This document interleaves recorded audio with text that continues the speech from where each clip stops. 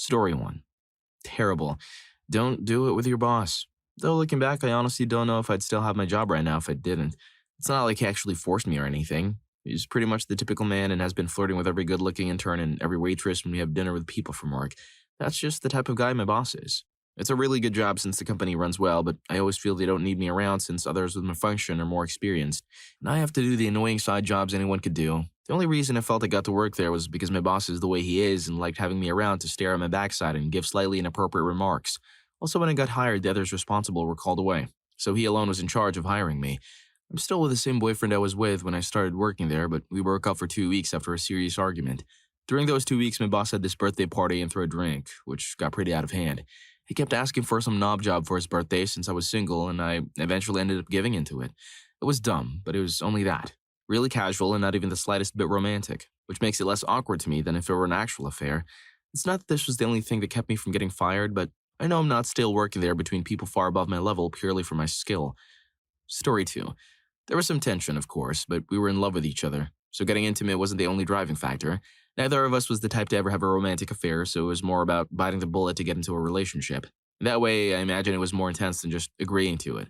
We had known each other for 10 years, and I was married to a very verbally and physically violent ex-husband. There had been no love in the marriage for years, and he kept threatening divorce anyway, so I ended it. Then my coworker confessed his love for me and said he'd never act on it while I was married. I told him I had felt the same way for a long time. We've been together and married for 7 years, known each other for 12 years, and have a child. We're very happy to be together, and we have zero regrets. Truly, he is the love of my life. I'll always look back with fond memories of our very lengthy courtship at work. I liked him so much, but I didn't think he was into me, and I thought there was zero chance of us being together. Story 3. We kept it a secret for 6 months before our colleagues found out. I ended up terminating his employment after dating him for about 9 months. We're still together nearly 7 years later and have a beautiful baby. Sometimes, against all odds, it works out. So a little backstory. He had already submitted his 2 weeks' notice. I didn't know that he specified new working hours within his notice. I was only aware that he had resigned. My bosses, including the one who drafted the schedule, knew about this but decided not to consider it.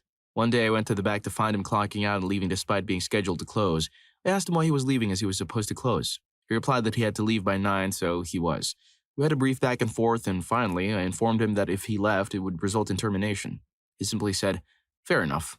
Then he left. As a side note, one of the main reasons he handed in his 2 weeks' notice was due to other workers complaining that I favored him. None of those claims were true. It all stemmed from a group of girls who were interested in him. They were upset that I was the one in a relationship with him. However, because of this, I held him to a higher standard than my other employees, but I digress. So did I fire him or did he quit? That's open to interpretation. However, the termination paperwork I completed stated that he was fired. We were living together then, and that incident marked our first significant argument.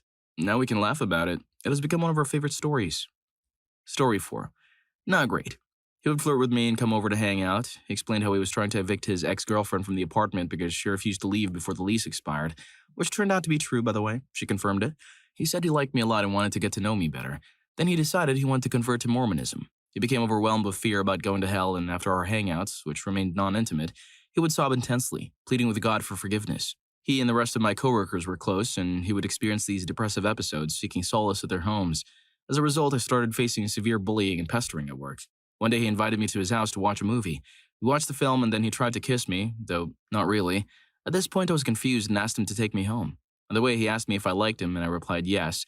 He then asked if I would consider dating him and having an intimate relationship. I said yes, because I really liked him. He laughed and said I was nothing but a promiscuous woman sent by Satan to make him stumble in his walk with God. He firmly stated that he would never consider me because I was not a good Mormon girl. He dropped me off in my car bursting into sobs again, shouting that he had to pray for his soul. I'm not kidding. It turned he was spreading rumors to everyone, claiming that I was forcing myself onto him and that he felt uncomfortable around me. The bullying escalated. I quit without giving any notice. I had only been there for 45 days. Wow, that guy was so nutty, he's basically a walking red flag.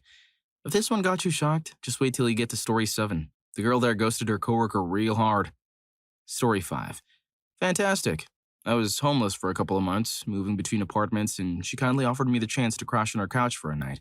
However, when it was time to sleep, she mentioned that the couch was chilly and uncomfortable, suggesting her bed was much cozier. Little did I know, by bed, she actually meant closeness, because that's where various parts of me ended up that night. We maintained our discreet behavior, attempting to keep things under wraps at work for a month or two. However, eventually the news spread and everyone was aware of what we were getting up to.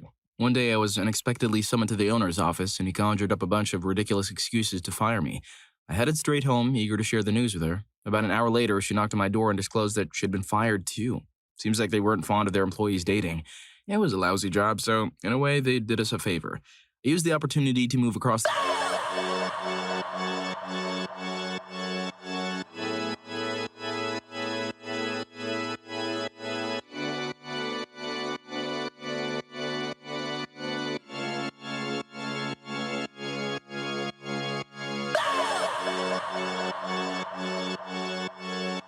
We don't have enough data to call it alcohol abuse. There's no way of knowing if these are the only two instances that have ever occurred in the history of the Epsilon Corps, or if they have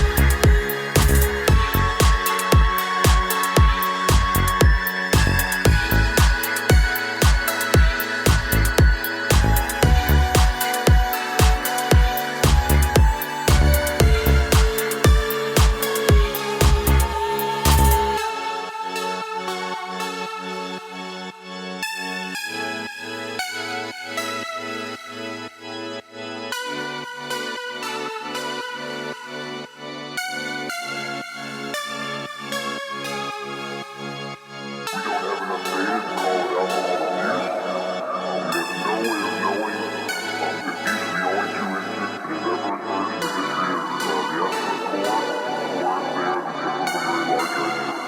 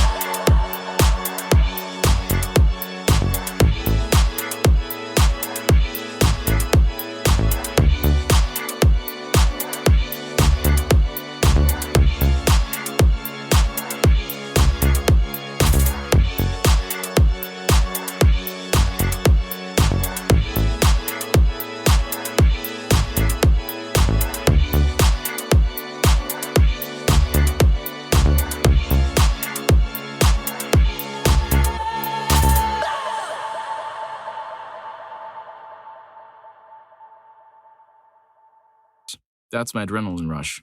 If you tallied up my overall experience rated a solid 4 out of 10, I wouldn't mind doing it again. Story 9. We had an intimate moment inside the walk-in fridge. It wasn't just a casual Netflix and chill situation. It happened many years ago, more like a blockbuster and chill vibe. Afterward, we dated for a while, got engaged, moved in together, and tied the knot. But then we gradually grew apart, realizing our aspirations and life goals had diverged. Eventually, we got divorced and haven't really communicated since, despite being together for almost 11 years. The primary issue that led to our split was about having children. Initially, we both wanted kids, but later she changed her mind. We cared enough about each other not to want to force someone into unhappiness, so we ended things properly. But I'm doing well now. Thank you. Story 10. I've never been a player, so most of my intimate experiences have been with coworkers. Due to my shyness and lack of confidence, oftentimes it was the girl who initiated or pursued me. The first time, two girls were aggressively competing to be the one to be with me first. I chose the prettier one, which turned out to be the wrong choice. She seemed disinterested and didn't enjoy it. The other girl lost interest or perhaps felt slighted. Shortly after, I decided to quit that job. The second time, the girl kept insisting I take her out, go dancing, etc. I was in a relationship, but she cheated on me, so I sought revenge. We went out and ended up in my modest apartment. She was attractive and very passionate, but during our intimate moment, she confessed she was engaged and wanted a final thing before marrying some rich guy. That was messed up. There were a couple of other encounters that weren't memorable, but the last time I had a fling with a coworker, we liked each other so much that we kept at it for 36 years. Eventually, I got it right. Story 11. I was already in a relationship when I met my coworker. During our lunch breaks, there was always some harmless flirting between us. One day out of the blue, she straightforwardly said, "When you're single, you and I are going to get together." Being a guy, I thought it was a joke. We're not known for picking on subtle hints. Fast forward a few years, and despite lots of continued flirting, I broke up with my ex on a Friday. On Sunday, after a few drinks with work colleagues, I got quite hammered and ended up at this coworker's house for an after party. She essentially said it was happening, and she couldn't wait anymore. She wasn't the type to be involved with someone in a relationship and had waited until I was single for a mere 48 hours. We've been together for 21 years now, have a son, and have been married for 16 years. Every few months or so, the topic comes up in our conversations. Yo, this guy sure knows how to spice things up at work. You're a perfect match, like the right mix of sriracha and noodles. And speaking of sweet combos, don't forget to do these two things. Like this video and subscribe to my channel. Just so you know, I've checked my analytics and noticed that 84% of you still aren't subscribed. So do it now, and don't miss out on the fun. Story 12. We were no longer coworkers when we decided to pursue it. It was a brief yet incredibly thrilling and fun relationship. However, we were definitely not a good match. I found myself falling into all the cliches, like sending mopey sentiment song lyrics during the breakup, which, in hindsight, was a regrettable move. I definitely won't be doing that again. Looking back, it should have ended much sooner, or perhaps never even started. After the breakup, we tried to maintain a friendship for a couple of years, mostly through long-distance communication, but eventually that connection faded away. As much as it pains me to admit it, it's probably for the best. I still have fond memories of her. Those few months were the most intense period of my life. I miss her, not in a romantic sense, but more as a friend. However, I don't miss her enough to reach out and reconnect.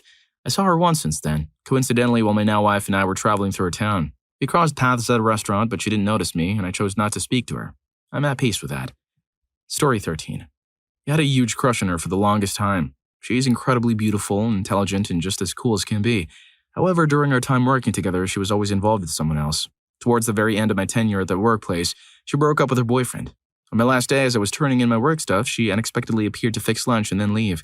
Seizing the moment, I asked her out, and to my surprise, she said yes. It's pretty wild because she wasn't even scheduled to work that day. Fate seemed to be on my side. Fast forward, we've been together for almost 16 years, married for 10, and have an amazing child.